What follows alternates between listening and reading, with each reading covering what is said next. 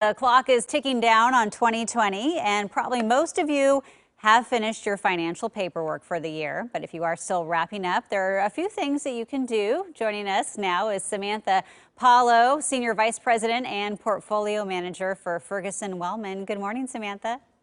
Hi, Jenny. Happy holidays. Happy holidays to you too. Okay, so this is on a lot of people's minds. President Trump just signed the COVID relief bill. So what should people know?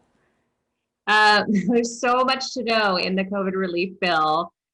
Obviously, it's something that we've been waiting for, and there are a lot of different provisions. But on top of the stimulus payments that people can expect and the expanded unemployment, there are some provisions that are going to affect individual financial planning, two of which are important to go over and know as we're finishing up our finances for 2020.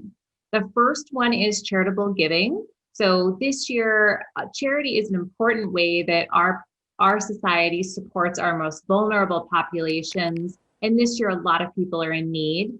Earlier this year, with the CARES Act, Congress made cash donations just a little bit more beneficial from a tax standpoint. They added an additional deduction for folks who take the standard deduction and increased the deductibility if you're an itemizer. So the act that was passed this week extends that legislation into 2021. But with your own year-end charitable giving, if you have some cash donations that you need to make for 2020, the important thing to keep in mind is timing. Make sure that you write those checks and postmark them by December 31st, or look at using electronic funds transfer options to make sure that those donations are deductible on your 2020 tax return. Okay, that's good to know. Now, how does the bill affect, flexible spending accounts? It's a great question. This year, every year, a lot of individuals take advantage of flexible spending accounts through their employer for things like healthcare or childcare expenses. It gives you a tax advantaged way to take care of those regular needs. But with COVID and the work from home and social distancing, a lot of people weren't doing their routine medical expenses. And certainly with childcare centers closed, a lot of childcare expenses were changed or reduced. So people may not have been able to use all the funds in those accounts. The act provided some optional flexibility for employers to allow a grace period to use those funds in 2021 or even roll those funds over.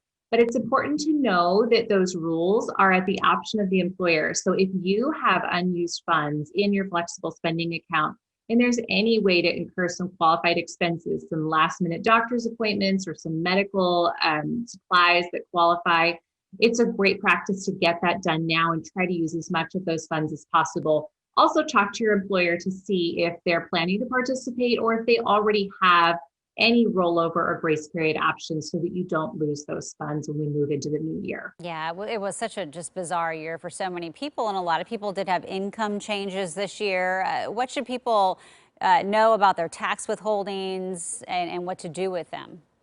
Great question. I think a lot of people, as you said, they've had changes to their income and possibly changes to their spending, which could affect their tax deductions. So across the board, your tax withholdings may not quite be where they're supposed to be.